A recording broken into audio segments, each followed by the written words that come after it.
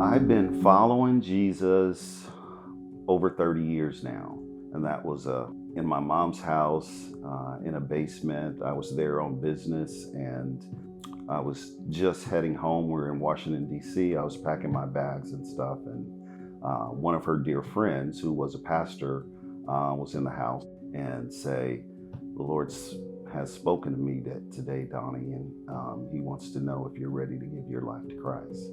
And in that moment, I just felt a rush over my body, and she prayed with me, tears and everything. And I remember going upstairs, and I had my stuff, and my mother was in the kitchen. And when I walked into the kitchen, she just started crying, and I go, "What's wrong?" And she goes, I know you gave your life to the Lord today." And I had asked her one time, I said, "Hey," I said, "did Vicky tell you, that she was coming down to do that?" She goes, "No, I didn't even know Vicky was down there with you." Well, I mean, just kind of how I explained, but moreover, there have been different things throughout my life where God was speaking at me. He was tugging on me.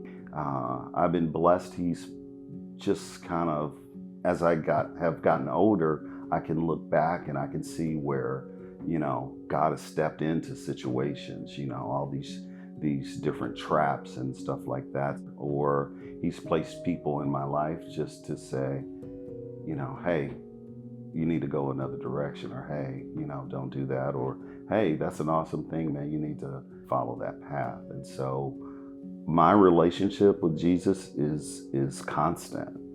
Even today, nobody's perfect, right? And so I have my stuff, and I always know that that God is with me and He's speaking to me, because when I am doing nutty stuff, my heart just feels like, He's going, "D, what you doing?" Right? And it's just an ongoing process for me. Wow. Jesus has influenced, everything that I've done. I mean, He's opened doors and opportunities in places that I would have never done for myself. Years and years ago, I went to church with my mother, and we came out. We're in the parking lot, and she goes, "I just got this feeling that you're gonna be a pastor. You're gonna be," and I'm like, "Okay, Mom. I love you," and all of that. Never even dreaming, never even feeling like that I was worthy, of that. Went on with life and did well in business and everything. And my pastor came to me and said, "Hey, I have an opportunity for a children's director. Are you interested?" And I was like, I got kids, and I'm like, I don't really even, I don't really like kids that much, one of those things. And he goes, yeah, you would be great for it. And, long and behold, I accepted a position in full-time ministry and spent the better part of the last 15 years, serving the Lord and children's ministry and all other ministries. So, Jesus has influenced everything, not just me personally, but my family, my friends around me. He's just given me the opportunity to serve in a space that is, for all intents and purposes, easy for me. That's a tricky question. I can tell you, or I can tell others why they should follow Jesus.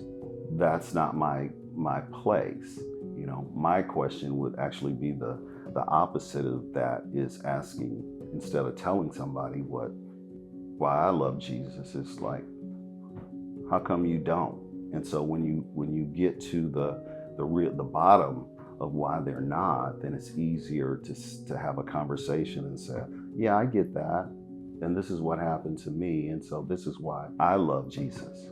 I think sometimes we can come off as know-it-alls, and we're at a level or something just because we're raising our hands, or we say, "I'll pray for you." It makes us feel good, but the reality of it is we're all kind of dealing with our own stuff. The best therapy, the best therapist is Jesus. That's how it is at the end of the day.